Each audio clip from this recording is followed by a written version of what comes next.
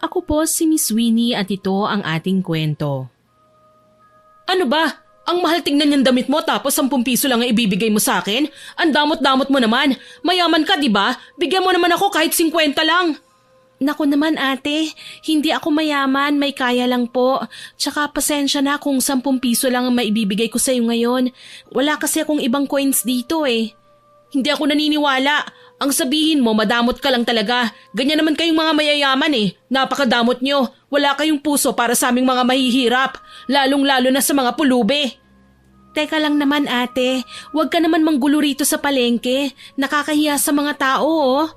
Talagang nahihiya ka kasi napakadamot mo. Kaya mong bumili ng mamahaling damit pero 10 piso lang maibibigay mo sa mga nangangailangan? Parusahan ka sana ng langit. Grabe ka naman po ate. Bakit ka ba nagkakaganyan? May problema ka ba sa pamilya mo? Wala na akong pamilya. Tsaka pwede ba? Wag mo akong inaate-ate dyan kasi hindi tayo magkapatid. Tsaka halos magkaedad lang naman tayo ah. Oo na, sige na. Kumalma ka na muna riyan. Bakit ba kasi sigaw ka ng sigaw? Naku, kung hindi ka lang pulubi, kanina pa kita pinatulan eh. Anong sabi mo? Di patulan mo ako. Ganyan naman kayong mga mayayaman eh. Tinatapak-tapakan nyo lang kaming mga mahihirap. Hindi ganon. Ay nako, ang sakit naman sa ulo nito. Makaalis na nga lang dito. Hoy, wag mo akong tinatalikuran. Kinakausap pa kita. Hoy miss, bumalik ka rito. Kahit tinatawag pa ako ng babaeng pulubi na yun, hindi ko pa rin siya nilingon na tuloy-tuloy lang ako sa paglalakad palayo sa kanya. Nakakahiya kasi sa mga tao eh. Ang dami nang nanonood sa amin. Yung iba, may mga matang mapanghusga. Akala siguro nila inaapi ko yung pulubing yun. Yung iba naman, mukhang kilala na nila ang pulubi kasi may mga sumita na rin sa kanya na lubayan na ako. Masama nga ang ugaling ipinakita sa akin ng pulubing yun. Pero hindi ko rin maiwasang mag-isip kung ano kayang problema niya at nagkakaganon siya. Sigurado kung may dahilan siya kaya hindi kagad ako ng husga. Bago ko nga pala makalimutan, ipakikilala ko muna ang sarili ko. Ako po si Chantal. 24 anyos na po ako at nag-iisang anak lamang. Ang pangalan ng mama ko po ay Sharon, samantalang frontal naman ang pangalan ni Papa. Kaya ako naging Chantal kasi combination po ng pangalan ng mga magulang ko. Pag uwi ko sa bahay, ibinalita ko kagad kina mama at papa ang ganong pangyayari doon sa palengke. Siyempre gaya ng inaasahan, nagulat din sila. Sino ba namang hindi magugulat kung may pulubing ganon kamaldita? Totoo ba yan? Inaway ka ba talaga ng pulubi? Baka naman nagkamali ka lang ng pag-intindi, iha. Ma, pa, totoo po talaga yun. Nagalit siya kasi 10 piso lang yung binigay ko sa kanya. Ang lakas nga po ng boses niya eh. Galit talaga siya. Bakit ba kasi hindi mo na lang dinagdagan para matigil na siya, anak? Wala na nga po akong ibang coins na dala. Puro 500 at buong 1,000 lang po ang dala ko. Alangan naman bigay ko yun sa kanya. Ano tayo, milyonaryo at milyonarya? Oo nga naman. Napakabaldita naman pala ng pulubing yun, iha. Hindi na siya nahiya. Hindi na nga po eh. Ako nga po ang nahiya kaya tinalikuran ko na lang siya. Mabuti at hindi ka niya sinaktan, Chantal. Hindi naman po pa. Ay, nga pala, saan po kayo pupunta ni mama ngayon? Bihis na bihis po kayo ah. May lakad po ba kayo? Oo iha. Kailangan kami doon sa restaurant natin eh. Maiwan ka na muna rito ha? Di ba anniversary niyo ngayon ng boyfriend mo? Opo ma. Kaya nga pumunta ako ng palengke para bumili ng paborito niyang cassava cake eh. Sige. Pasensya na't hindi na muna namin kayo masasamahan sa celebration niyo ngayon ha? Ayos lang po ma, walang problema yon. Sige na, iha. Aalis na kami ng mama mo, ha? Sige po papa, ingat kayo. Ingat din kayo, anak. San ba kayo magse-celebrate ni Diego? Magpipiknik daw po kami, sabi niya. Wow, maganda yan anak. O siya, tama na ang daldal. Aalis na talaga kami ha. Enjoy kayo, iha. Hindi nagtagal, nakaalis na nga sina mama at papa. Sakto ring tumunog ang cellphone ko at nakita kong tumatawag na ang boyfriend kong si Diego. Sinagot ko yun kagad. Ang sabi niya maghanda na raw ako kasi susunduin niya na ako. Kaya ayun, kumilos na ako ng mabilis at ginawang presentable ang sarili ko. Binilisan ko ang kilos para diretso alis na kami kagad pagdating niya sa bahay. Tamang-tama rin dahil pagkatapos kong mag-ayos, siya ring pagdating niya. Kaya sumakay na ako sa kotse ng boyfriend ko. May sarili siyang kotse pero hindi naman sobrang yaman. Sakto lang, sapat lang ang income niya para magkakotse. Tsaka hindi rin naman kami sa syudad nakatira, kundi sa munisipalidad lang. Nandito na tayo, mahal. Dito na yon? Wow, ang ganda ng view ah! Oo, ganitong mga lugar ang paborito mong tambayan, di ba? Green grass sa harapan ng dagat. Oo, ganitong-ganito nga mahal. Salamat ha. Saglit lang bababa muna ako para pagbuksan ka. Ngumiti ako ng matamis. Maswerte ko sa boyfriend kong si Diego. 4 na taon na kaming magkarelasyon pero ni minsan hindi niya ako tinrato na parang basura. Sa halip, tinrato ko ni Diego na parang isang prinsesa. Hindi naman perpekto ang relasyon namin kasi wala naman talagang ganon. Ang mahalaga, sinusubukan naming maging perfect para sa isa't isa.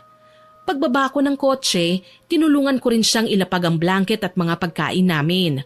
Ilang minuto lang ay natapos din yun, kaya pumwesto na kami ng upo sa harapan ng dagat. Napakaganda ng lugar na yun. Tahimik, mapayapa at malamig ang simoy ng hangin. Kung ano-ano na nga ang napag-uusapan namin ng boyfriend ko hanggang sa nabanggit ko bigla ang tungkol sa malditang pulubi. Alam mo ba mahal, may umaway na pulubi sa akin kanina eh. Talaga? Pulubi? Inaway ka ng pulubi? Bakit naman? Ma-attitude siya eh. Ayaw ng 10 piso. Ang gusto niya 50 o higit pa ron. Ano? Aba, bago sa pandinig ko yan Ngayon lang ako nakarinig ng pulubing ganyan. Sinabi mo pa, nagulat nga ako eh. Bakit naman daw ganun ang pulubing yun? Aba malay ko, ang sabi niya mukhang mayaman naman daw ako kaya bakit daw nagdadamot ako sa kanya. Nagpapatawa yata yun eh. Pero kung sa bagay, mayaman ka naman talaga eh. Ano ka ba? Hindi ako mayaman may pera lang. Ganun na rin yun, mahal. O di mayaman ka rin kasi may pera ka naman. Hindi pa rin kasing yaman ng girlfriend kong may sariling kainan na fried chicken. SFC, Chantal's Fried Chicken. Ayan ka na naman, Diego. Tigilan mo nga ako. Tinutokso mo na naman ako eh.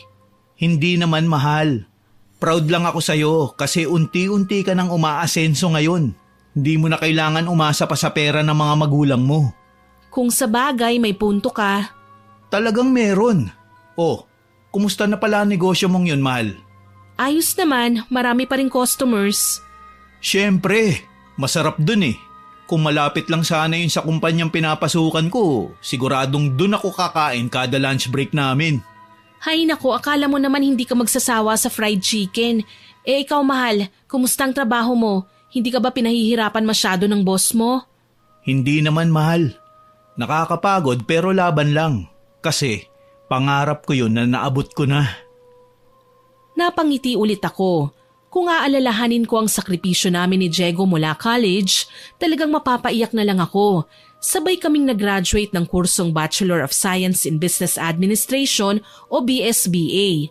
Sinagot ko siya nung mismong graduation namin at ngayon ay masasabi kong naaabot na nga namin ang aming mga pangarap. Alam kong simula pa lang yun at marami pa kaming haharapin. Pero handa kami ni Diego na harapin ng sabay ang anumang hamon ng buhay. Mabilis na lumipas ang oras basta kasama ko si Diego. Hindi na lang namin na malayang malapit na palang mag-sunset, kaya hinintay na nga namin yon. Pagkatapos naming panoorin ng sunset, umuwi na rin kami kagad. Siyempre baon namin ng maraming selfies, picture at videos para may memories kaming maiipon. 3 araw ang lumipas. Pumunta ulit ako ng palengke para bumili ng mga gulay para na rin mabawasan ang gawain ng katulong namin sa bahay. Hindi ko inaasahang makikita ko ulit yung babaeng pulubi roon. Mukhang madalas na yata siya sa palengking yun, pero sa pagkakataong yun, may kabangayan siya. May umaaway sa kanya kaya nilapitan ko kagad at pinaalis yung mga lalaking yun. Halatang bulis at mga manyakis. Umalis na nga kayo rito? Hindi na kayo nahiya Pati pulubi pinapatulan nyo. Kanina pa nila ako hinaharangan dito. Okay na, umalis na sila. Salamat. Ano bang nangyari? Bakit kanila inaaway? Hindi ko alam Ewan ko sa mga lalaking yon. Mukhang mga barumbado nga sila. Ikaw, ayos ka lang ba? Hindi ka ba nila sinaktan? Hindi naman. Salamat at pinagtanggol mo ko Wala yon. Mukhang hindi ka kasi tinutulungan ng mga tao rito Wala namang pakialam sa akin ng mga yan eh. Siya nga pala, matanong ko lang, ikaw ba yung minalditahan ko nung nakaraan? Oo, ako nga yun. Yung sinigaw-sigawan mo kasi 10 piso lang ang nabigay ko sa'yo. Oo nga eh, pasensya ka na ha. Mainit kasi ang ulo ko nun. Pasensya na talaga. Ayos lang yun. Mabuti naman at naalala mo ko. Oo, madali naman kasing matandaan ang mukha mo eh. Sobrang ganda kasi. Makinis ang balat, mestisa, matangkad, matangos ang ilong, mahaba at straight ang buhok. In short, mukha kang Diyosa. Naku naman, parang nung nakaraan lang inaaway mo pa ako ah. Ngayon pinaulanan mo naman ako ng papuri. Totoo naman kasi. Di maraming salamat kung ganon. Alam mo maganda ka rin naman eh. Morena at kulot ang buhok. Mukhang sexy ka pa. Gusgusin ka nga lang manamit. Pero alam mo, kung mabibihisan ka lang ng maganda, baka aangat din ang ganda mo. Talaga? Naku, maraming salamat din. Ano nga palang pangalan mo? Kanina pa tayo nag-uusap pero hindi ko man lang alam ang pangalan mo. Ako si Naya. Naya, magandang pangalan mo ah. Ako naman si Chantal. Maganda rin ang pangalan mo ah. Oo naman. Gusto mo ba ng ice cream? Halika ililibre kita. Parang gumaan bigla ang loob ko kay Naya. Pakiramdam ko, pwede ko siyang maging kaibigan. Kaya ayun, nakipagtsikahan ako sa kanya at sinubukan ko siyang tanungin ng mga bagay-bagay tungkol sa buhay niya. Masaya naman siyang nagkwento sa akin. Lahat ay tungkol sa mga iba't ibang karanasan niya sa panlilimos. Nakakaawa pero nakakatuwa rin siyang pakinggan habang nagkukwento. Enjoy na enjoy pa nga siyang kinakain niya ang ice cream na parang bata lang. Hanggang sa biglang nalungkot ang mga mata niya noong ikinuwento niya ang tungkol sa trahedyang nangyari sa kanyang buhay. Alam mo Chantal, maayos na sana ang buhay ko ngayon kung hindi lang namatay si nanay eh. Ano? Namatay ang nanay mo? Naku, pasensya ka na ha? Oo, pero hindi ko siya tunay na ina. Siya lang ang kumupkup sa akin nung iniwan ako ng totoo kong mga magulang. Bata pa lang ako noon, wala pang muwang. Bakit? Ano bang nangyari sa tunay mong mga magulang? Sa pagkakaalam ko, naghiwalay silang dalawa tapos pinabayaan nila ako. Wala naman kasi kaming bahay eh. Nakatira lang kami sa ilalim ng tulay. Tapos ayun, may babaeng nakakita sa akin nung inaapoy ako ng lagnat. Doon sa ilalim ng tulay niya ako nakita. Tapos, kinupkup ka na niya nun? Oo, wala rin kasi siyang anak tsaka matandang dalaga na rin. Magmula nun, tinuring niya na ako bilang tunay na anak. Ganon ba? Mabuti naman kung ganon. Kailan ba pumanaw ang nanay mo? Magdadalawang taon na eh. Medyo matagal na rin pala. Anong nangyari sa'yo pagkatapos nun? Ayun, bumalik ako sa panlilimos. Wala na ulit akong bahay na matutuluyan. Bakit naman? Kasi binawi na ng gobyerno ang lupang kinatitirikan ng maliit naming bahay ni nanay eh. Ano? Hindi ka man lang ba binayaran? Binayaran ng konti pero naubos na rin kaagad. Hindi naman ako marunong humawak ng pera eh. Hindi kasi ako naturuan ni nanay. Puro pangkukulam lang ang tinuro niya sa akin. Ano yun? Pangkukulam? Wala yun. Nagbibiro lang ako. Nga pala, may balita ka ba kung nasa ng tunay mong mga magulang ngayon? Wala na rin eh. Hindi ko alam. Medyo nakalimutan ko na nga ang itsura nila eh. Ganun ba? Nakakalungkot naman yan. Di ba wala ka nang tinutuluyan ngayon? Kung mamasukan ka na lang kaya sa bahay namin bilang katulong. Saktong-sakto, naghahanap din kami ng isa pang katulong ngayon. Talaga? Pwede yun? Oo, tara, sumama ka sa akin. Dinala ko si Naya sa bahay namin. Mabilis lang kaming nakarating kasi hindi naman kalayuan ang distansya ng bahay namin sa palengke. Pagdating namin doon, nakita kong namangha si Naya sa nakita niya. Hindi mansyon ng bahay namin, parang bungalo lang. Niyaya ko siyang pumasok ng gate at siniguro kong hindi siya mahihiya. Saktong nandun lang sa bahay sina mama at papa. Hindi na ako nagpatumpik-tumpik pa at sinabi ko na kagad sa kanila ang sadya ko. Ipinaliwanag ko sa kanila na kailangan ni Naya ng matutuluyan kaya sakto siya sa bahay namin bilang katulong na rin. May sweldo na siya, may matutuluyan pa. Ikinuwento rin ulit ni Naya sa kanila ang mga kinuwento niya sa akin doon sa palengke kasi nagtatanong ang mama ko tungkol sa buhay ni Naya. Pagkatapos ng halos 1 oras naming pag-uusap, napapansin kong parang gusto na ni Mama na umalis muna si Naya. Si Mama na rin mismo ang nagsabi na bumalik na lang daw si Naya sa araw ng linggo kasi pag-iisipan daw muna nila ang kanilang desisyon ni Papa. Kung tatanggapin ba nila si Naya bilang bagong katulong o hindi. Kahit papano, may pag-asa pa rin naman kaya masaya na ako ron. Pag alis ni Naya, doon na ako kinausap ng masinsinan ng mga magulang ko. Masyadong seryoso ang aura nila. Chantal, iha, sigurado ka na ba dyan sa pinapakiusap mo sa amin? Oo nga anak. Pinag-isipan mo na bang mabuti yan? Opo ma, pa. Ano po bang mali ron? Gusto ko lang pong tulungan si Naya eh. Kawawa naman po kasi siya eh. Oo iha, naiintindihan naming gusto mo lang makatulong. Pero wag ka naman sanang padalos-dalos. Hindi mo pa nakikilala ang babaeng yon. Oo nga anak. Gaano katagal mo na ba siyang nakilala? Hindi ba't nitong nakaraan lang noong inaway ka niya sa palengke? Inaway ka na nga. Tapos ngayon dinala mo rito sa bahay para ipasok bilang katulong natin? Hindi mo pa nakikilala si Naya, Chantal. Hindi tayo pwede basta-basta na lang magtiwala. Baka mamaya magbibigay pa yan ng sakit ng ulo natin dito. Hay nako, pwede naman po natin siyang paalisin kagad kung gagawa siya ng masama eh. Bigyan lang po natin siya ng pagkakataon. Hindi po ba kayo naaawa sa kanya? Chantal anak, hindi naman sa hindi kami naaawa kay Naya. Alam mo naman na maawain kami, hindi ba? Hindi lang talaga maganda na magtitiwala tayo kagad sa isang taong bago pa lang natin nakilala. Ni hindi natin alam kung totoo ba yung kinikwento niya o nagsisinungaling siya para kaawaan natin. Tama ang papa mo, iha. Tsaka isa pa, hindi ba't hindi rin marunong sa gawaing bahay ang mga pulubi? Ang alam lang nilang gawin manlimos ng pera. Paano natin siya kukunin bilang katulong dito?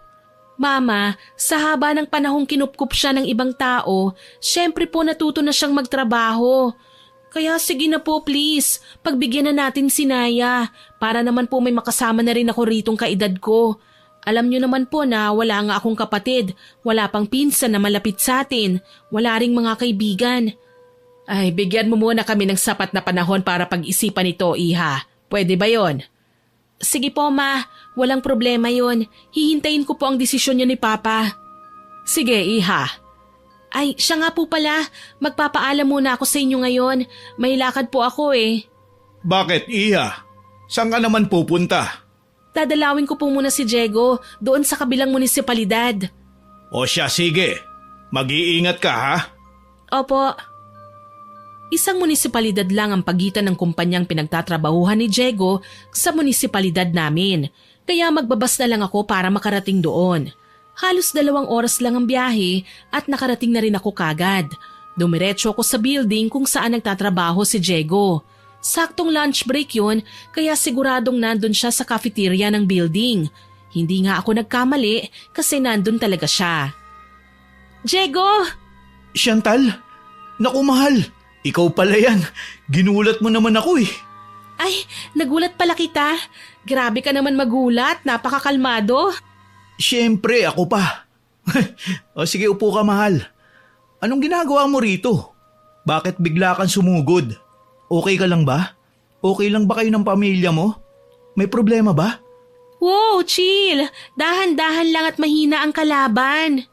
Ano ngang sadya ng maganda kong girlfriend sa pagsugod sa akin dito? Wala naman. Gusto lang kitang dalawin kasi namimiss na kagad kita eh. Bakit? Bawal na ba yun ngayon? Siyempre hindi. Akala ko may masamang nangyari sa inyo eh.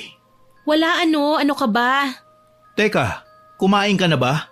I-order na kita kung hindi pa. Oo nga pala, hindi pa ako kumakain. Medyo nagugutom na rin ako eh. Ayan, ikaw talagang babae ka oh. O siya, dyan ka muna ah. I-order lang kita. Yung paborito mo. Sige mahal, salamat. Mabilis na kumilos si Diego. Akala niya siguro gutom na ako kahit hindi pa naman masyado. Natawa na lang ako sa kanya na medyo kinilig din. Palingali nga ako sa paligid at nakita kong maraming babae ang pasulyap-sulyap sa akin. Iningitian ko rin sila paminsan-minsan kapag nagkakasalubong ang mga paningin namin. Hindi naman kasi nakakapagtaka yun. Sa gwapo ba naman ng boyfriend ko? Syempre maraming nagkakagusto sa kanya kahit saan man siya magpunta. Malas lang nila at pagmamayari ko ng lalaking pinagpapantasyahan nila. Pagkatapos mag-order ni Diego, kumain na rin ako kagad.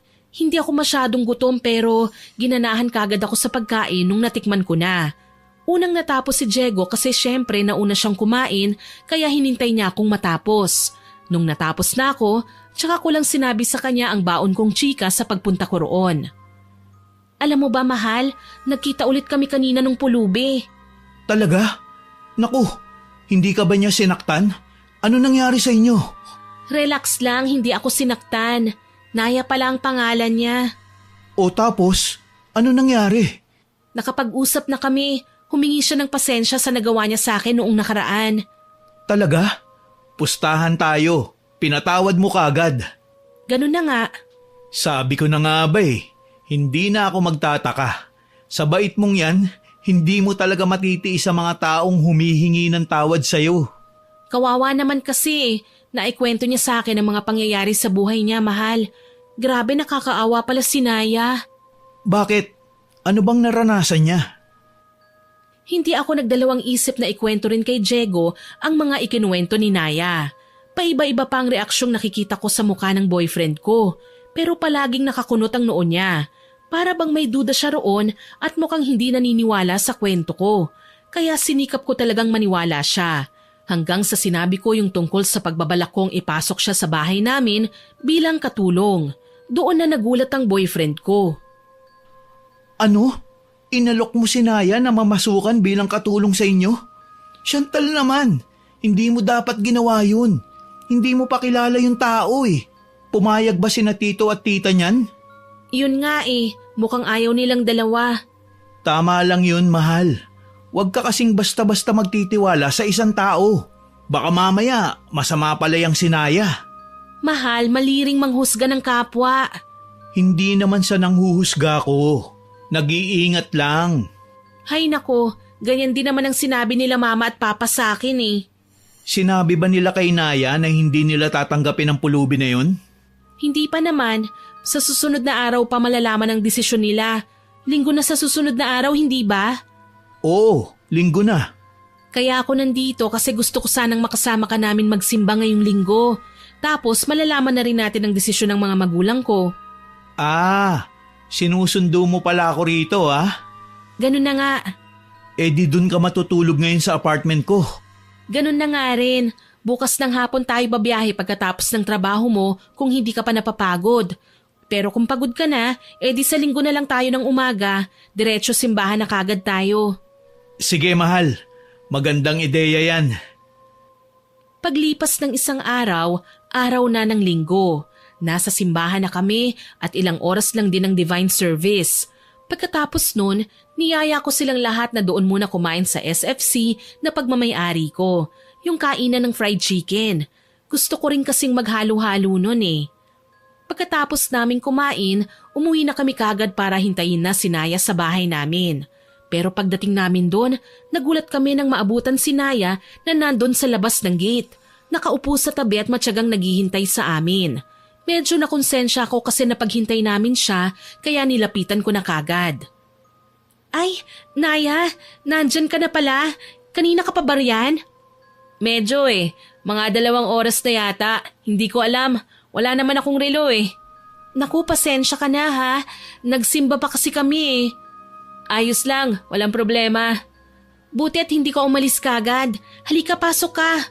Ma, pa, Diego, pasok na tayo. Pagdating namin sa sala, sinabihan ko kagad ang isang katulong namin na maghanda ng pagkain para kay Naya. Sigurado kung hindi pa siya kumakain. Tama nga ako kasi parang gutom na gutom siya nung kumakain na. Hinintay na muna namin siyang matapos bago sinimulan nila mama at papa ang pagsasalita. Halatang kinakabahan si Naya. Ako rin, hindi ko maiwasang kabahan nung nagsalita ng mama ko. Ano nga ulit ang pangalan mo, iha? Naya, ano? Opo, ma'am, Naya po. Naya, alang-alang sa pakiusap ng anak namin, may nabuo na kaming desisyon ng asawa ko. Ano po yun, ma? Saglit lang anak, patapusin mo muna ako. Ay, opo, pasensya na po, excited lang. Napagdesisyonan namin ni Sir Frontal mo na tanggapin ka na namin bilang katulong. Talaga po, Ma'am Sharon?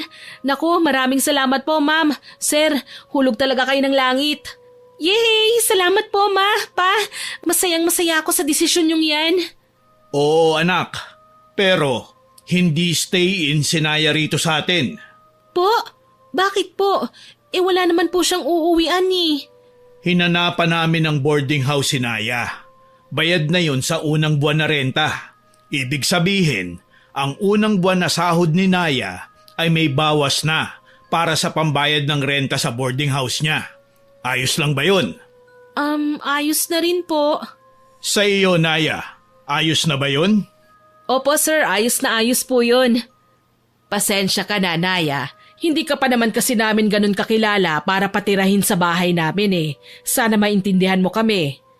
Ay nako ma'am, wala po talagang problema yon. Sobrang laking tulong nga po nitong pagtanggap niyo sa akin eh. Salamat po talaga. Walang anuman. O siya, pwede ka nang magsimula bukas. Kung may mga gamit kang tinatago sa kung saan-saan, pwede mo nang ilipat doon sa boarding house. Sige po ma'am, may ilang gamit po ako pero konting-konti lang po. Saan po ba yung boarding house, Ma, Pa? Dito lang malapit sa atin, Iha. Sasamahan namin kayo roon. Wala na ba kayong ibang gagawin? Pwede na tayong pumunta roon ngayon mismo. Sige po ma'am, excited na po ako eh. Nagpunta na nga kami kagad doon sa boarding house na sinabi ni Mama. Pagdating namin, sinalubong kagad kami ng landlady para dalhin sa room si Naya. Siyempre, tuwang-tuwa siya at ganun din ako. Pero napansin kong medyo peke ang ngiti nila Mama at Papa. Pati si Diego, parang hindi yata natutuwa. Muntik ko na ngang makalimutan na kasama pa pala namin ang boyfriend ko eh. Tumahimik lang kasi bigla si Diego pag uwi namin galing sa simbahan pero hindi ko na muna siya tinanong pa kasi abala ako sa pakikipagchika kay Naya. Nasa loob na rin kami ng room niya samantalang lumabas muna sina Mama, Papa at Diego para makipag-usap saglit sa landlady. Medyo ka-close pala nila Mama ang landlady na yon. Ano Naya, nagustuhan mo ba itong room mo? Oo naman Chantal, sobrang saya ko talaga. Sa wakas may matutuluyan na rin ako. Hindi na ako sa kalye matutulog. Sa kalye ka pala natutulog? Oo eh, nandun pa nga mga gamit ko eh. Kukunin ko na rin ang mga yon. Ay siya nga pala, sino yung gwapong kasama nyo? Kanina pa siya tahimik ah. Hindi ko rin siya naririnig na magsalita. Pipi ba siya? Naku hindi, hindi pipi si Diego. Diego pala ang pangalan niya. Bagay sa kanya ah. Makisig pakinggan ang pangalan. Kasing kisig niya.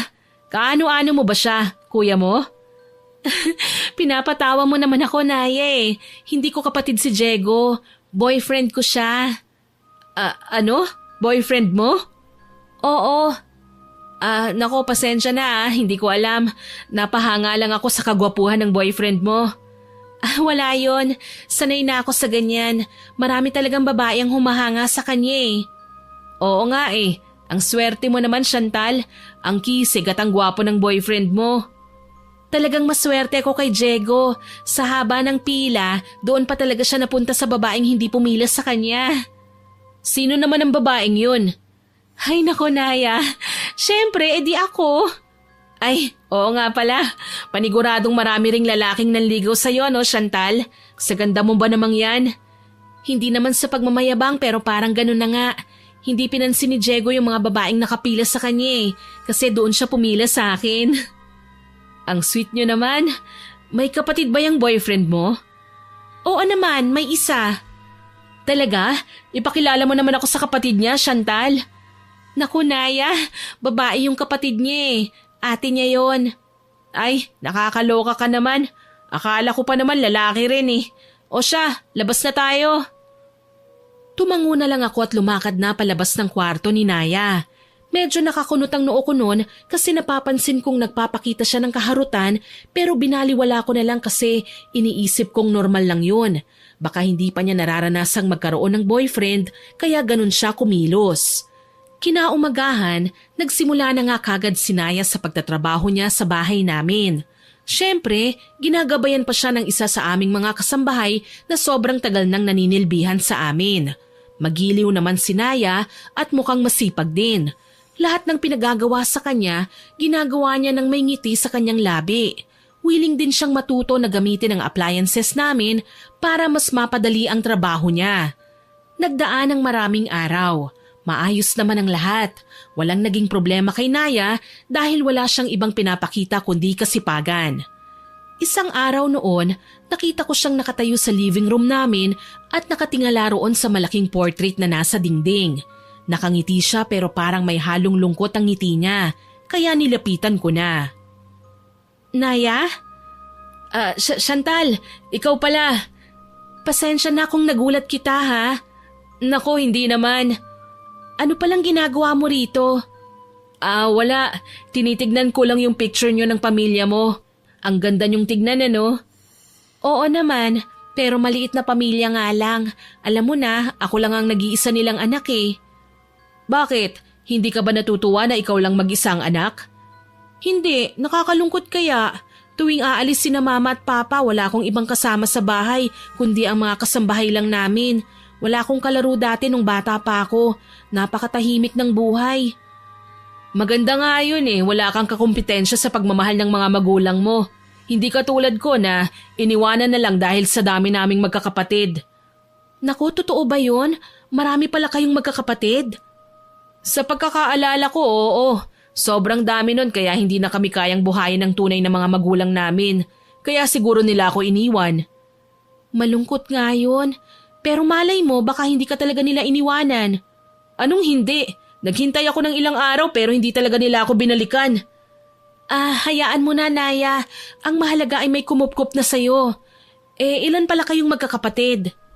Hindi ko alam. Hindi ko na maalala. Basta ang alam ko lang sobrang dami namin. Mahilig mag-anak ang nanay ko eh. Akala niya naman kaya niya kaming buhayin lahat. Mukhang pa iba-iba nga rin siya ng lalaki dati eh. Talaga? Ibig sabihin nun, yung mga kapatid mo iba-iba ang tatay? Parang ganun na nga. Naku naman, ang saklap nga niyan. Oo talaga. Kaya ikaw Chantal, huwag ka nang magreklamo na wala kang kapatid kasi maswerte ka nga eh.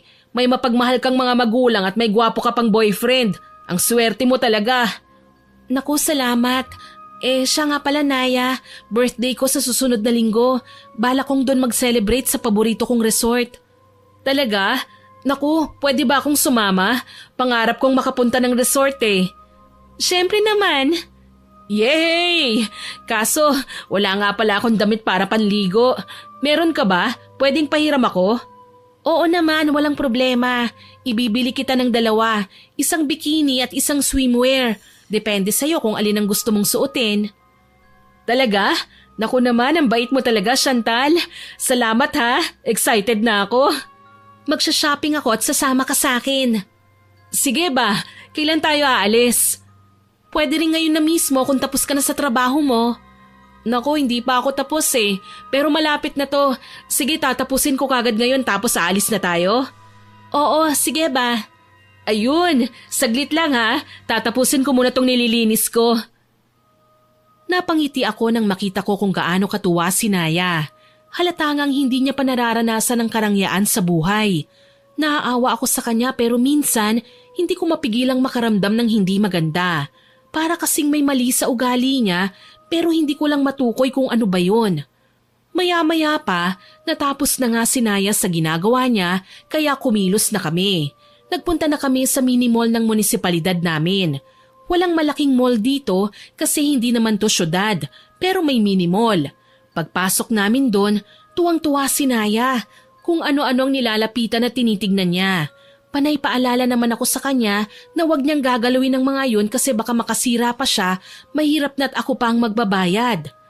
Ang plano ko, bikini at swimwear lang ang bibilhin ko para sa kanya.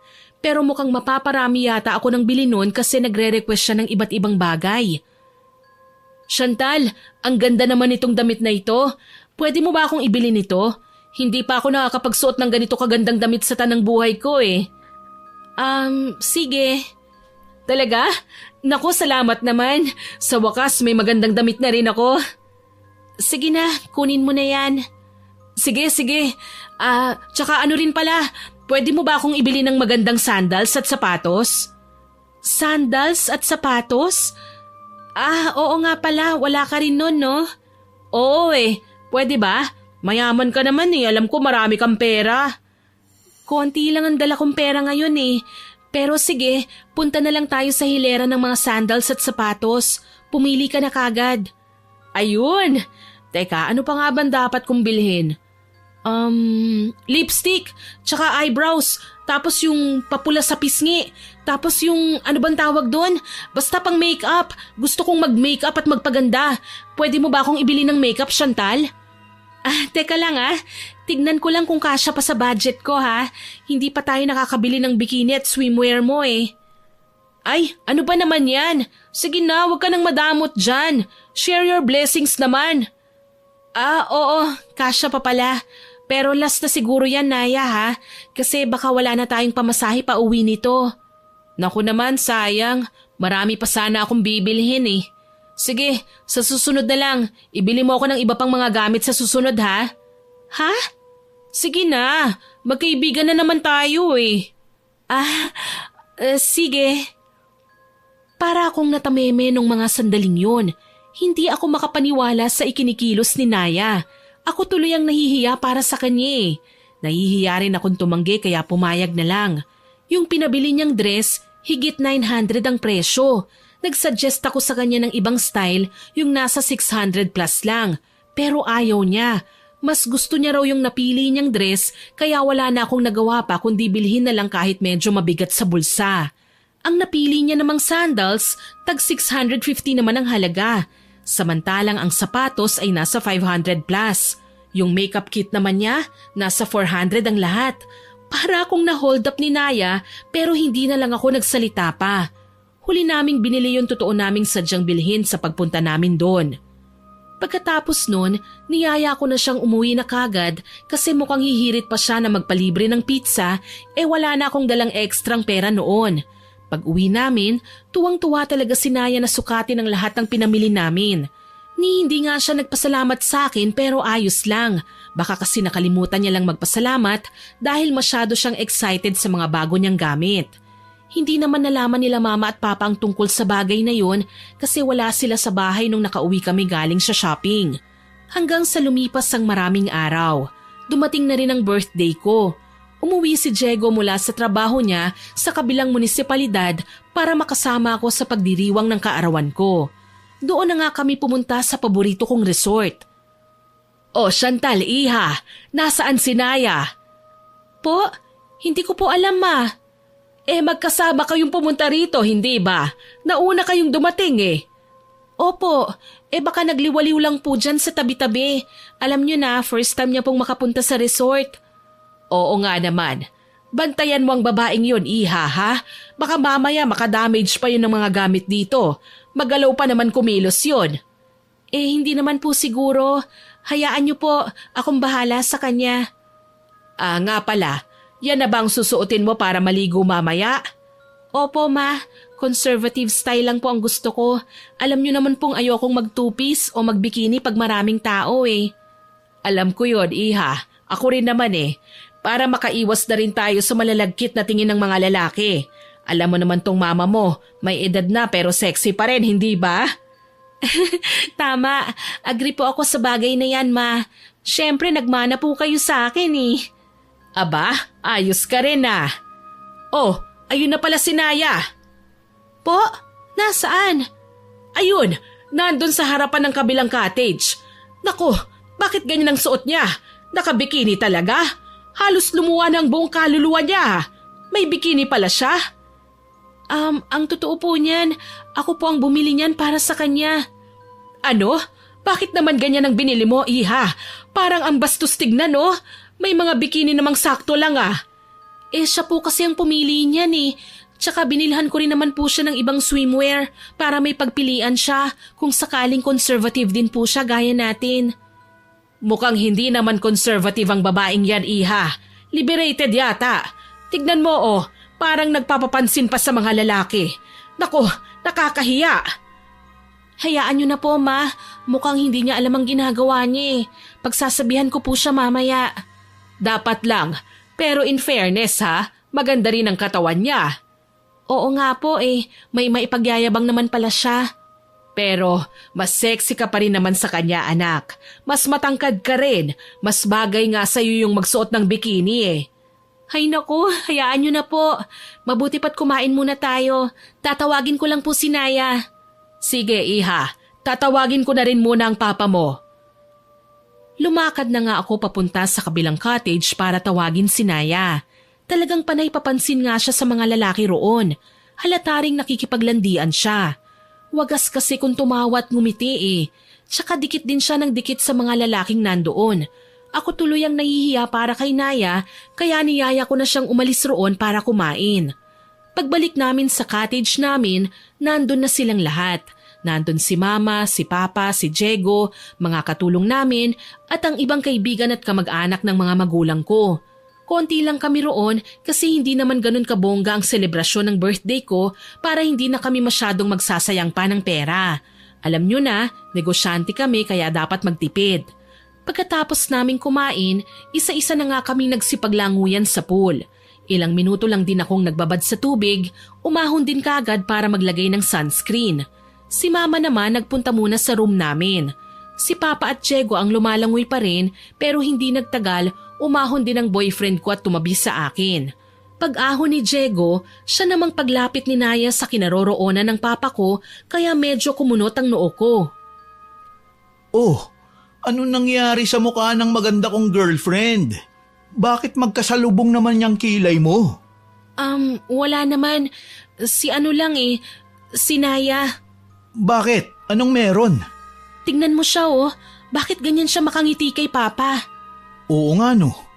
Anong ginagawa niya? Hinahawakan din niya si Tito.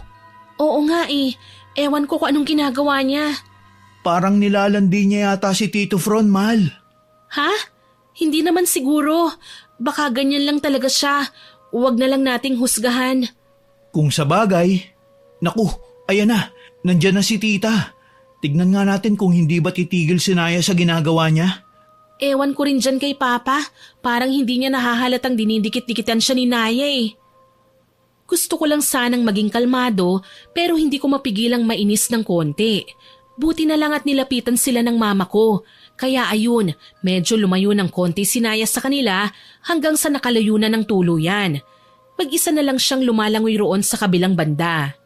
Nag-enjoy na lang ako sa fresh watermelon juice ko nang magpaalam si Diego na kailangan niya raw munang magbanyo. Kaya naiwan na ako mag-isa roon sa tabi habang pinanonood silang lahat.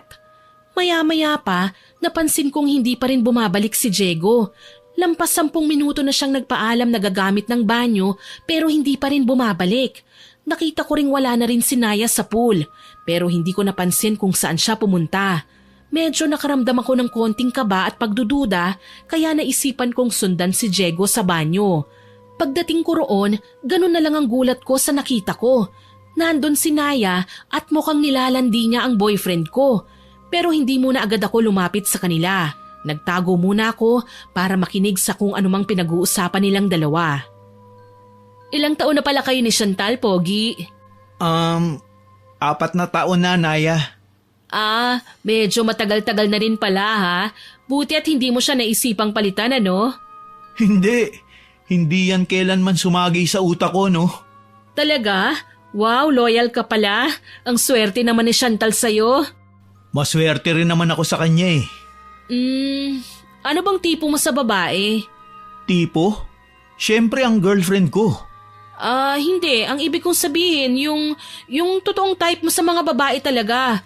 Kagaya nung kung sexy ba, masipag, morena, may sex appeal. Naya, girlfriend ko nga ang type ko. Ano bang gusto mong sabihin? Wala naman. Baka kasi ano eh. Ano? Alam mo na, hindi naman lahat ng lalaking may girlfriend eh. Yung girlfriend na nila talaga ang type nila. May iba riyan na may girlfriend na nga sila, pero may type talaga sila na hindi nila nakikita sa girlfriend nila. Gets mo ba yun? Oo, Naya. Gets na gets ka ng boyfriend ko. Chantal? Mahal, nandyan ka pala. Anong ginagawa niyo rito? Tara na't bumalik na tayo ron. Nagkunwari akong walang pakialam sa mga naririnig ko kanina. Pero sa kaloob-looban ko, gusto ko nang kausapin si Naya. Sadyang wala lang akong lakas ng loob. Sumama na nga rin sa amin ang babaeng yon pabalik sa pool na para bang walang nangyari. Bumalik na nga siya sa paglalangoy niya pagbalik namin doon, samantalang medyo lumayo-layo naman ako ng konti kay Diego. Maya-maya pa, biglang lumapit si Mama sa akin. Tumabi talaga siya sa inuupuan ko at mukhang may chismis atang dala, pero tungkol pala kay Naya. Medyo pabulong niya akong kinakausap para hindi kami marinig ni Diego. Chantal, iha, hindi na talaga maganda ang pakiramdam ko dyan sa Naya na yan, ha? Po? Bakit po? Ewan ko, pero malakas ang kutob kong nilalandi niya ang papa mo. Ano po? Paano niyo naman po nasabi yun? Basta, iha, tulungan mo na lang akong bantayan ng babaeng pulubi na yan. Baka sa susunod jowa mo nang lapitan yan. Ah, yun po pala. Huwag niyo na pong isipin yun, ma. Baka nagkakamali lang po kayo. Ewan ko ba? O siya, balik na ako ron sa papa mo at baka didikitan na naman yan ng kaibigan mong yan. Nginitian ko na lang ng peke ang mama ko. Kahit alam ko kung anong sinasabi niya, nagkunwari na lang akong walang ideya sa mga pangyayari kasi ayoko ng gulo. Tsaka isa pa, birthday ko yun, kaya hindi ako papayag na masira ang selebrasyon ng birthday ko. Nang matapos na ang araw na yun, umuwi na rin kami kagad. Hindi pa naman kami inabot ng gabi. Mga nasa bandang 5:00 pa lang ng hapon. Hindi pa rin namin pinauwi si Naya sa boarding house niya kasi tutulong daw muna siyang maghugas ng kitchen utensils na ginamit namin. Kasama rin ni Naya ang isa pa naming katulong. Hindi rin muna umuwi si Diego sa kanila. Pagod pa siya sa biyahe. Medyo malayo rin kasi ang distansya ng bahay nila Diego mula sa bahay namin. Abala pa si Naya sa kusina kaya kinausap ko muna ang boyfriend ko tungkol sa nangyari kanina. Bakit mahal? May sasabihin ka ba? Oo, ano yung kanina? Kanina? Alin dun? Yung kinausap ka ni Naya, anong nangyayari? Ah, yun ba? Hindi ko nga rin alam eh. Nagulat din ako sa babaeng yun. Bigla ba naman akong hinarangan? Akala ko may importante siyang sasabihin. Yun lang pala. Alam kong hindi ko narinig ang lahat ng pinag-usapan niyo. Sabihin mo nga sa akin, nilalandi ka ba niya? Ha? Naku, hindi. Hindi, mahal. Bakit naman niya ako lalandiin? Mali ka nang iniisip. Bakit? Ano bang tawag dun sa ginagawa niya sa'yo kanina? Hindi ko rin talaga alam kung anong ginagawa niya. Ayoko nga siyang kausapin eh. Talaga? Mukhang gusto mo namang kinakausap ka ni Naya eh. Kasi kung talagang ayaw mo, di sana umalis ka na kagad doon pero hindi mo ginawa. Gusto mo talaga. Chantal, wag mo akong simulan ngayon ha. Alam mong pagod ako. Oh, ba't ka napagod? Hindi ka naman masyadong lumalangoy ah. Tsaka saan ka napagod? Alam mo, mas mabuti pa siguro umuwi muna ako at na makapagpahinga na ako ng maayos. Magpapaalam lang ako saglit kina tito at tita. Di umuwi ka. Bahala ka sa buhay mo. Hindi ko na pinigilan si Diego. Talagang nagpaalam siya kina mama at papa, tsaka umalis ng bahay. Lalo tuloy akong nainis kasi sa halip na magpaliwanag siya, nilayasan lang niya ako. Para bang may iniiwasan siyang pag-usapan, kaya lalong lumaki ang pagdududa ko, na hinahaluan din ng pagkalito kung ano ba talaga ang nangyayari. Papasok na nga lang sana ako sa kwarto ko nang bigla akong matigilan sa paglalakad kasi tinawag ako ni Naya. Mukhang tapos na siyang maglinis doon sa kusina. Ngingiti-ngiti pa talaga siya. Yung tipo ng ngiti na sobrang inosenteng tignan. Lalo tuloy kumulo ang dugo ko nung mga sandaling yun. Oh, nasa na si Diego, Chantal? Pinauwi mo na kagad? Oo bakit? Naku naman, hindi ka na naawa sa boyfriend mo. Pagod yung tao tapos pinagbiyahe mo ulit mag-isa pa uwi sa kanila. Kaya niya ang sarili niya. Oo nga, pero sayang naman. Makikipagkwentuhan pa sana ako sa kanya. Parang ang saya niyang kausap. Bakit? Wala naman. Masaya lang akong kausap si Diego. Bakit nga? Kasi yung mga kagaya niyang type ko sa lalaki. Ano? Anong sabi mo? Huwag mo sanang mamasamain Ano lang kasi. Naya, hindi ko nagugustuhan ang ginagawa mo Layuan mo sana ang boyfriend ko, pati na rin ang papa ko. Huwag kang gagawa ng anumang hindi maganda sa pamilyang ito kung ayaw mong magkagulo. Ano? May pagkabaliw ka rin pala, Chantal. O siya, maiwan na muna kita at uuwi na ako sa boarding house ko. Nakangiti pa si Naya ng talikuran niya ako, pero mapang-asar ng ngiti yun. Kunot na kunot tuloy ang noo ko dahil sa kinikilos niya. Hindi ko maintindihan kung anong trip ng babaeng yun. Ang alam ko lang, hindi ko na nagugustuhan ang kinikilos niya pero mukhang wala siyang pakialam doon. Lumipas ang ilang araw, binabantayan ko na ang kilos ni Naya. Kailangan kong alamin ang bawat galaw niya. Kulang na lang magpakabit ako ng CCTV sa bahay namin, pati sa boarding house niya. Pero hindi nga lang pwede yun kaya nagmamatsyag na lang ako. Hanggang sa umabot ng ilang linggo ang pagbabantay ko ng palihim, lalong lumakas na ang patunay ko na nilalandi nga niya talaga sina Papa at Diego. Iba talaga ang kilos ng babaeng pulubi na yun kapag nasa paligid ang papa ko o di kaya ay ang boyfriend ko. Si Mama naman, hindi na niya muna masyadong pinagtutuunan ng pansin ang tungkol doon dahil kasi sobrang busy niya sa pag-aasikaso ng restaurant namin. Hanggang sa isang araw, bigla na lang akong kinausap ni Naya. Hindi ko nagustuhan ang tono ng pananalita niya. Hindi ko rin maintindihan kung bakit sinasabi niya sa akin ang mga bagay na yon. Alam mo, Chantal, may konti akong nalalaman tungkol sa kulam. Ha? Kulam? Oo, may sasabihin ako sa'yo pero secret lang natin to ha. Huwag mong ipagsasabi sa iba. Bakit? Ano ba yan? May mga kinulam na ako dati. 2, ang isa medyo matanda na. Tapos yung isa naman mas bata sa akin ng 2 taon. Ha? Seryoso ka ba o nagbibiro ka lang?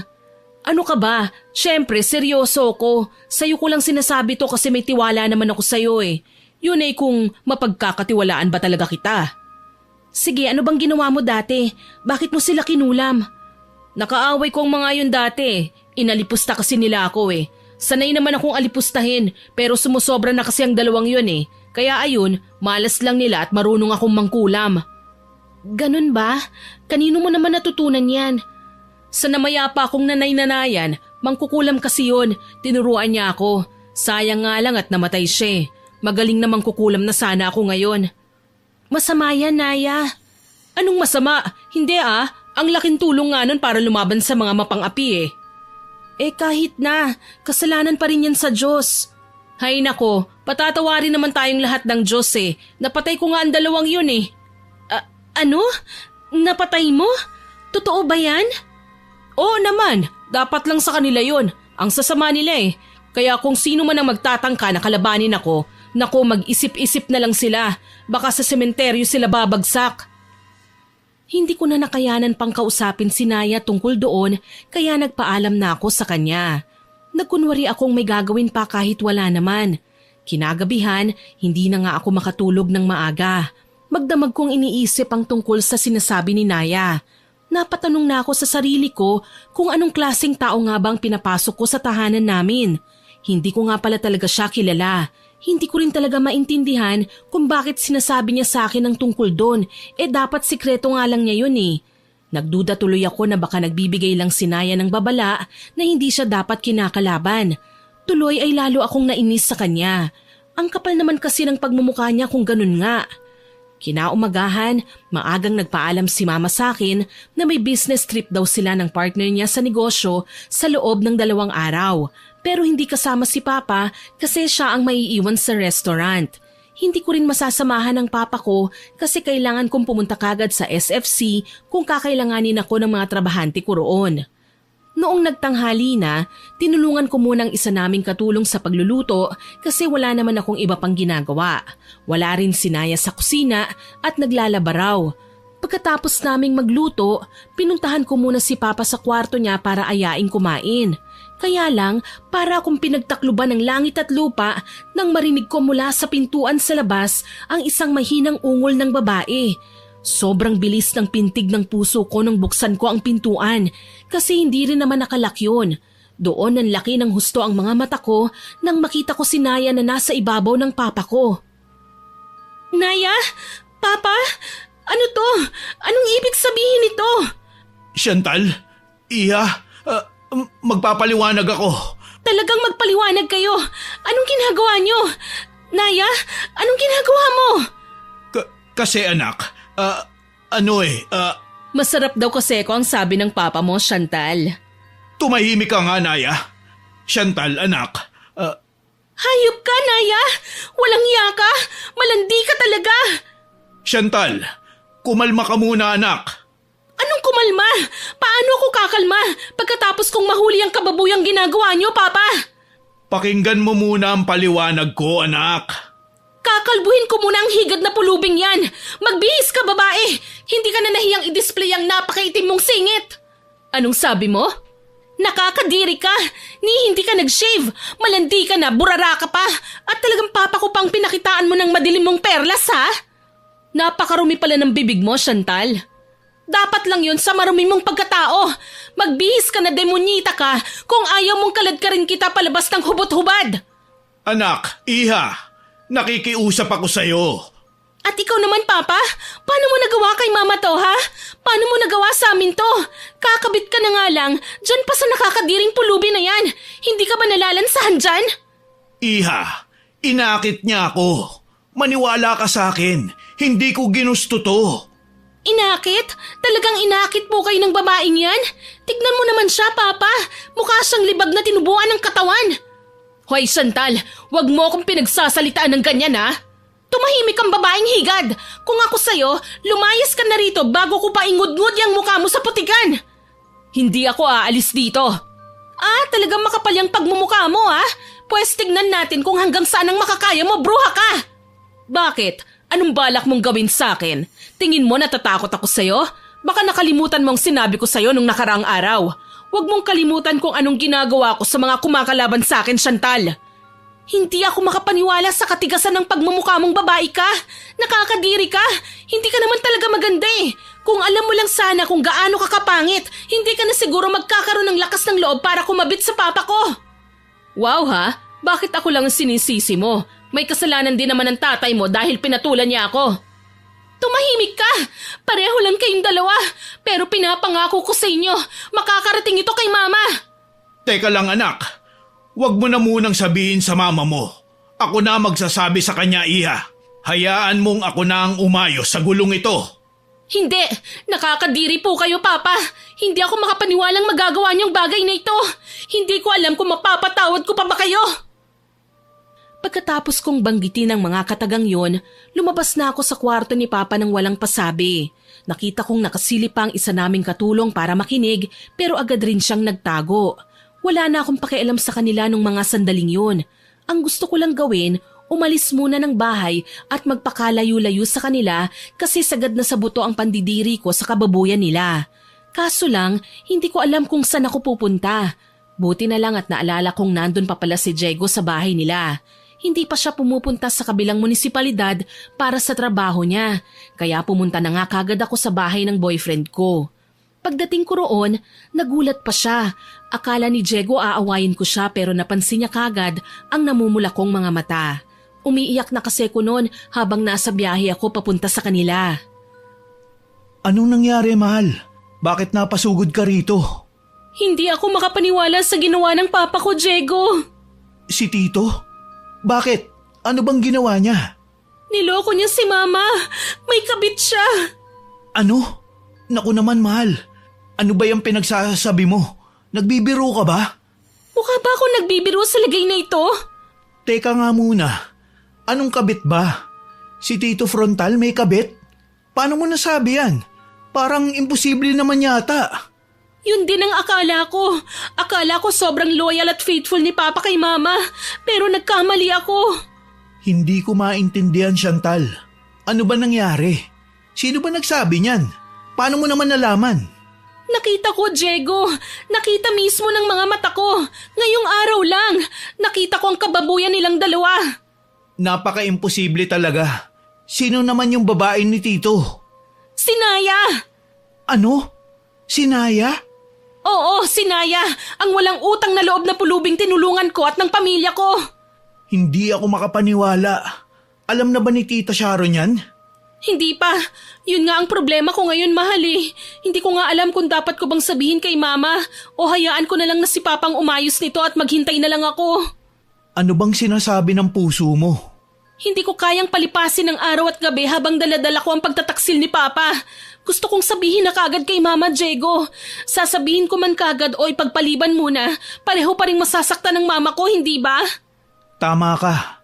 Kung ganun, sabihin mo na. Huwag mo nang hintayin si Tito na kumilos. Baka abutin pa kayo ng ilang linggo o buwan yan. Hindi ka pa tutulugin ng konsensya mo.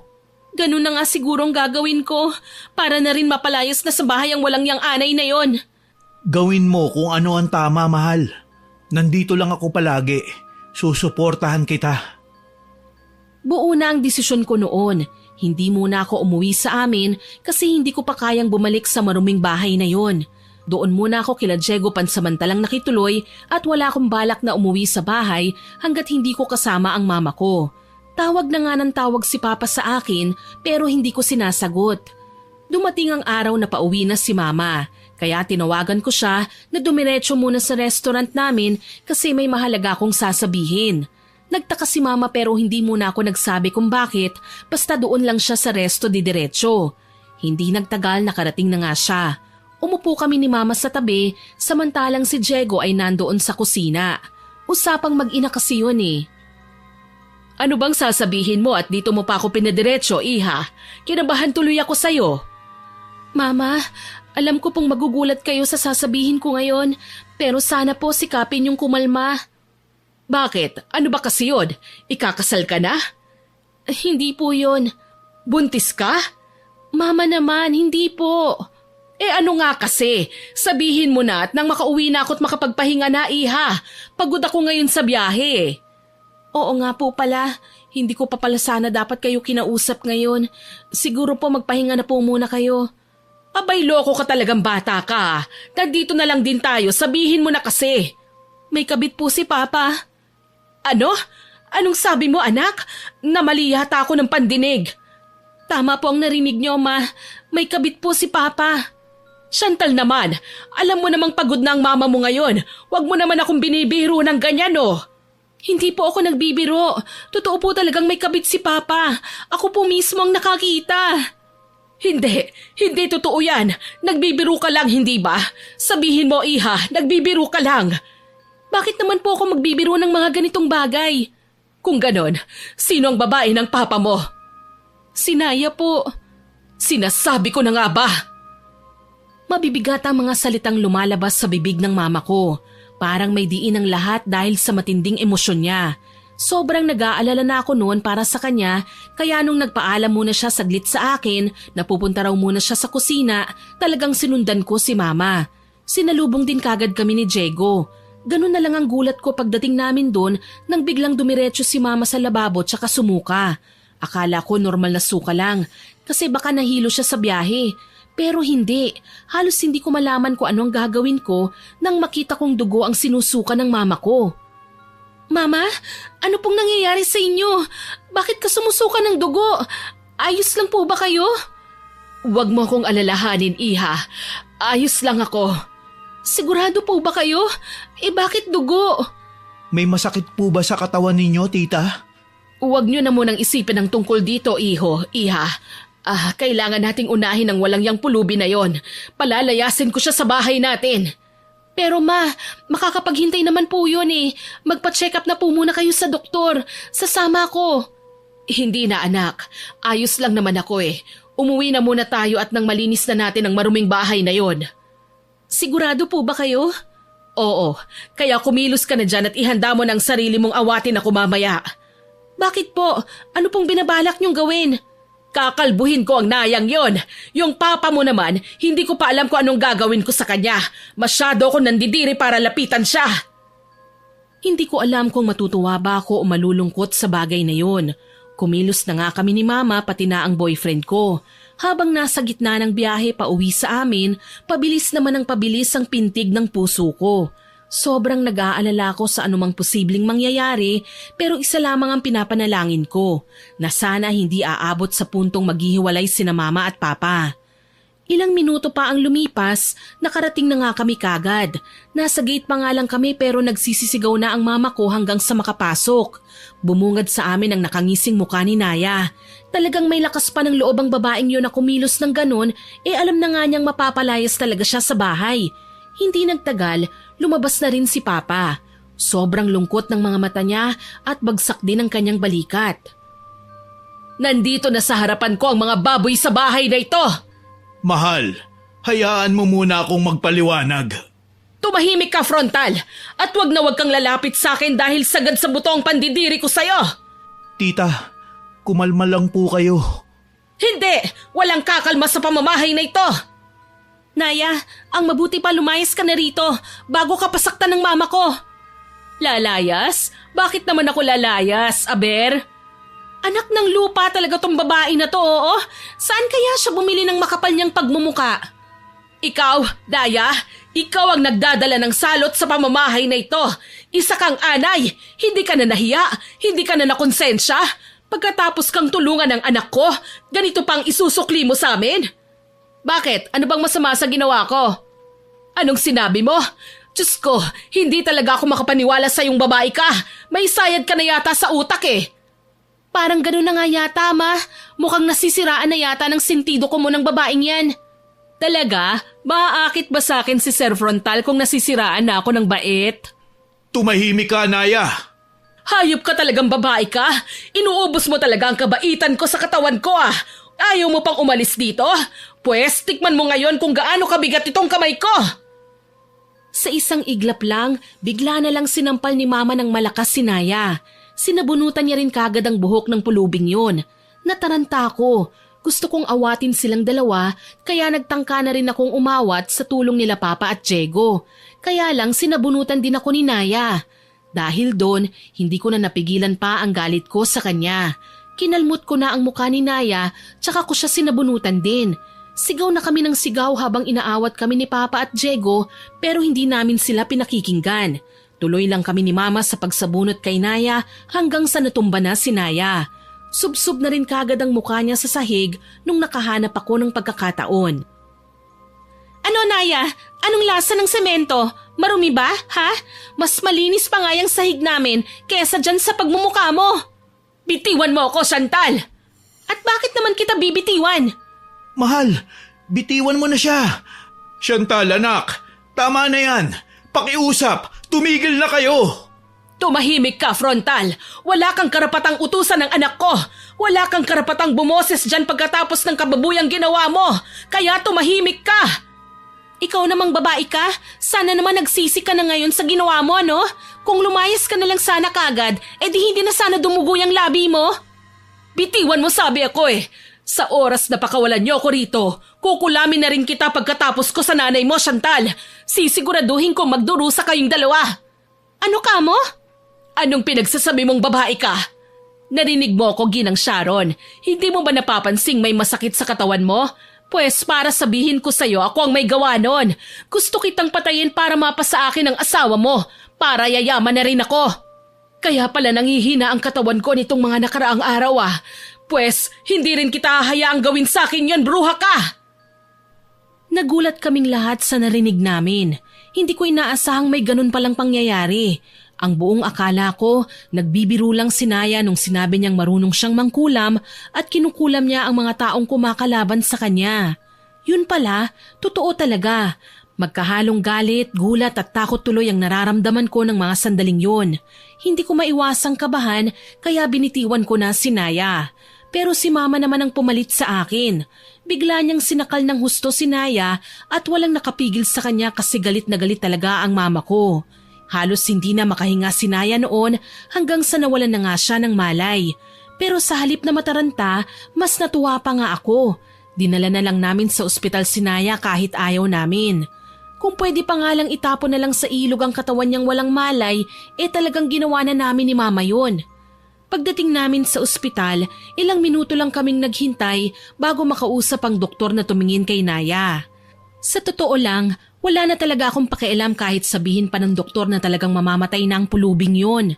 Kung hindi lang sana kami makukulong kapag ganun eh.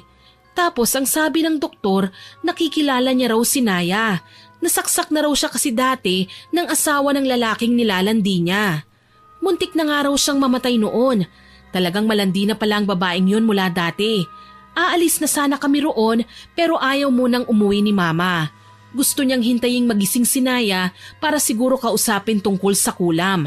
Kaya noong nagising na ang bruhang yun, nagulat siya nang makitang nandun kaming lahat. Bakit nandito pa rin kayong lahat? Wow, binantayan niyo talaga ako hanggang sa magising ako. Ang sweet niyo naman. Salamat.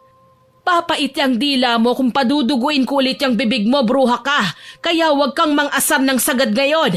Baka ihulog kita dyan sa bintana. Nasa 4th floor pa naman tayo. Bakit ba? Ano pang kailangan niyo sa akin? Wala na ako sa bahay niyo, oh. Lubayan niyo na ako. Aba, pagkatapos mong aminin sa amin ang lahat na mangkukulam ka at kinukulam mo ko, sa tingin mo ba hahayaan lang kitang makatakas? Ano ko, bobo? Bobo ka talaga, ni hindi mo nga napansin eh. Alam ko kung anong nangyayari sa katawan ko, bruha. Ang hindi ko lang inaasahan, ikaw pala ang kumukulam sa akin. Kumusta naman? Malapit ka na bang mamatay? Huwag kang mag-alala dahil isusunod ko na rin yung bruha mong anak. Demonyita ka talaga!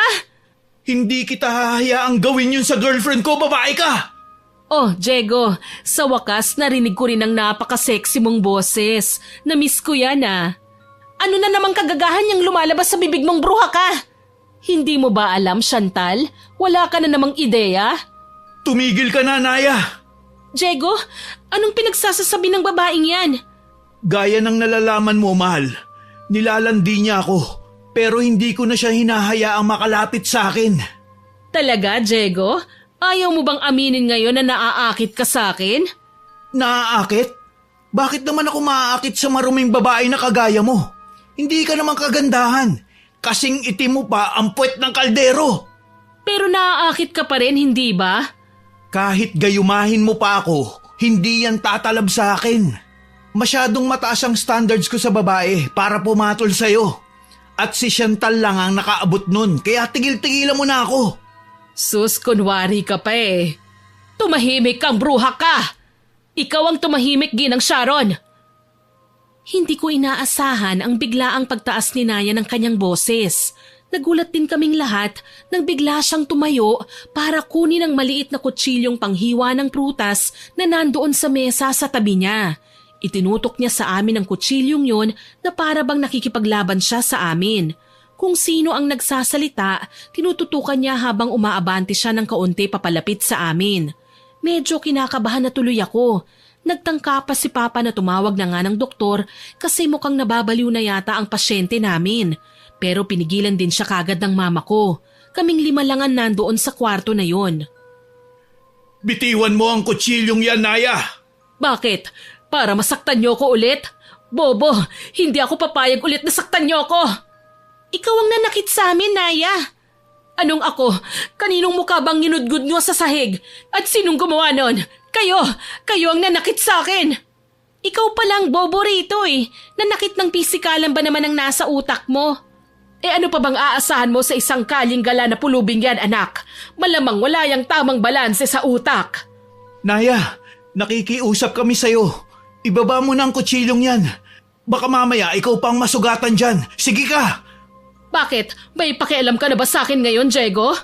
Sa totoo lang, wala talaga akong pakialam sa'yo. Sino ka ba para magkaroon ako ng paki sa'yo, ha? Sige na, buti pa, isaksak mo na yung kutsilyong yan sa sarili mo at nang matapos ng kaguluhang to. Napakasama mo, Diego.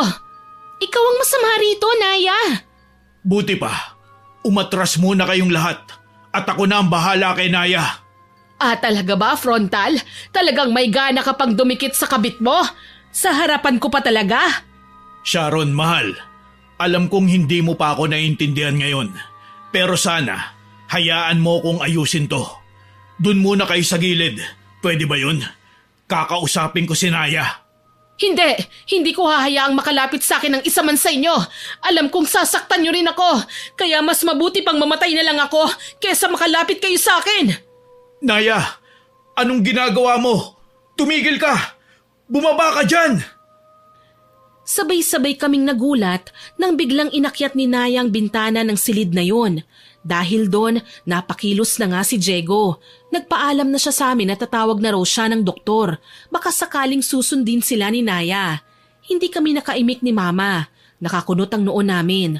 Si Papa ang panay sabi kay Naya na bumaba na roon. Naiinis na nga ako kasi nakikita kong nasasaktan ng mama ko habang pinanonood niya kung paano sinusubukang iligtas ni Papa ang baliw na pulubing yun. Hindi nagtagal, nakabalik na rin si Diego at may kasama na siyang isang doktor at 2 nurse. Pagpasok na pagpasok pa lang nila ng silid na yun din ang eksaktong sandali kung kailan sabay naming nasaksihan ang pagkatisod ni Naya dahil sa kagagalaw niya. Nagresulta yun ng isang napakalaking trahedya. Nahulog si Naya mula sa 4th floor ng ospital. Mabilis kaming napatakbo papalapit sa bintana para dungawin siya. Sobrang nanlaki ang mga mata naming lahat nang makita naming nakadapa na ang katawan ni Naya sa ibaba. Duguan at mukhang nabalian. Hindi na siya gumagalaw. Sumigaw ang doktor na kumilos na silang lahat para subukang iligtas si Naya. Pero mukhang hindi na mangyayari yun. Diyos ko naman, anong nakain ng babaeng yun at bigla siyang tumalon? E di ang pototoy ng papa mo. Ano pa nga ba? Ma, ano ka ba? Totoo naman ah. Bago ka magsalita ng patapos, Sharon, pakinggan mo muna ang paliwanag ko. Mali lahat ng iniisip ninyo. Kaya kong ipaliwanag ang lahat ng yun kung hahayaan nyo lang ako.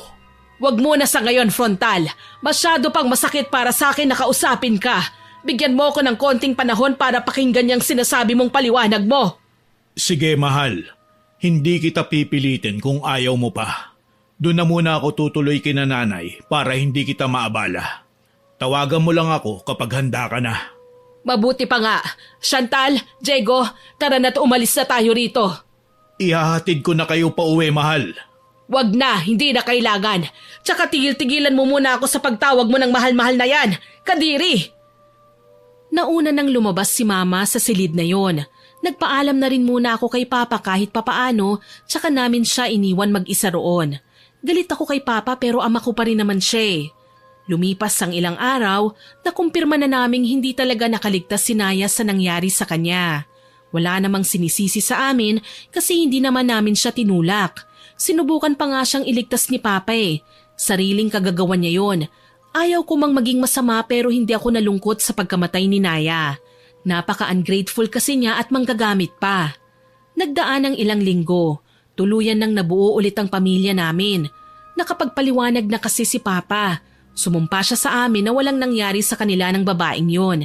Inakit lang pala talaga siya ni Naya at kitang-kita yon sa CCTV na pasikretong kinabit ng Papa ko. Ilang beses niyang tinataboy si Naya pero pasok pa rin ang pasok sa kwarto ni Papa kahit nakalak na. Talagang ginamitan pa ng susi ng babaeng yon. Kaya magmula noon, naging okay na kaming lahat. Okay na rin kami ni Diego. Konting tampuhan lang naman ang nangyari sa amin pero mahal talaga namin ang isa't isa. Tungkol naman sa kulam ni Naya kay Mama, nagpatulong na kami sa albularyo at nalunasan din naman yun kaagad. Doon sa pangyayaring yun ko lalo napatunayan na dapat matuto tayong magpasalamat sa kabutihang pinapakita ng ibang tao sa atin at hindi yung inaabuso natin ng kabutihan nila. Hanggang dito na lamang po ang aking kwento. Sana ay nakapulutan po ninyo ng aral. Sana po ay nagustuhan nyo ang kwento natin ngayon. Pero bago ko po tapusin ito, hindi makukumpleto ang upload natin ng walang shoutout. Shoutout po kay Larry Gumangan from Abu Dhabi, kay Irene Salvador, kay Charmaine Ebon, kay Rizalina Angeles at kina Janice, Diane May, Joanna, Danica at Ira. Happy listening po sa inyo. Hello din po kay Elizabeth Orebia, kay Nancy Makasakit, kay Wilaine Ilicano, kay Raquel Hasigawa at sa husband niyang si Mitsuru, kay Risa Paisano, kay Roseda Bakel, shoutout din po kay Charmaine Anke, kay Jenny Ann Elesterio at sa Canciller family, kay Gia Gigi, kay Emeline Povadora, kay Menchu Lu Chavez, kay Araymic 17, kay Maria Cristina na nag-comment po sa Inggitera na Nanay Upload. Ang sabi po niya, nagwo-work siya habang nakikinig sa atin at hindi raw po siya nakakaramdam ng pagod at nare-relax siya habang pinakikinggan ng mga kwento nating may aral. Salamat po ma'am at nagustuhan ninyo. Hello din po kay Jans Santi, kay Grimpula Angelica, kay Marinette Baliscao, kay Reka Jukoy, kay Arnel Algarme at sa KAC Supermart. Happy listening po sa inyo dyan. Shoutout din po kay Jennifer Wasin, kay Angeline Francia, kay Manilyn Basco Bandelion at sa mga pamangkin niyang sina Jello, Jea at Jacob, Hello din po kay Robbie Solivio, kay Joyce Stockton na halos lahat daw po ng upload natin napakinggan niya. Salamat po ma'am. Hello din po kay Ma'am Wilma Leses, kay Curly Saligan at kay Christina Desiree Saligan, kay Yam28 o Bad Si Yam, kay Rida de la Cruz, kay Mikay Vergara na nagsabing favorite channel daw po niya ang Miss Winnie Horror Stories. Salamat po Ma'am Mikay. At hello din po kay Carillo Eve at sa lahat ng mga security guard sa EMS LTI at sa officer nilang magbe-birthday na si Somora. Kay Barbilyn G na nagsabing ang ganda raw po talaga ng boses ko at nakaka-addict. Nako ma'am, salamat po sa papuri, nakakataba po ng puso yun. Shoutout din po kay MJ Amor, kay Aiza Mendoza, kay Ma'am Lydia Lopez, kay Roberto Crimen, kay Febe Ranada, kay Zane Axel Ranada, kay Ma'am Milrose Demate, kay Ma'am Belen Malbas, kay Christopher Salonga at sa Salonga family. Maraming salamat po sa lahat ng nakinig at nagkomento sa kwentong ito. Abangan niyo po sana mga susunod nating stories at huwag kalilimutang mag-subscribe, like, share and comment sa upload natin. Para po mabilis niyong makita kung may bagong upload tayo, i-hit niyo lang po ang notification bell para lagi kayong updated sa mga bagong upload natin. Ang goal po natin ay maka 100k subscribers po tayo ha, kaya aasahan ko pa rin po sanang inyong suporta. Muli, ako po si Miss Winnie na buong pusong nagpapasalamat sa inyong pakikinig.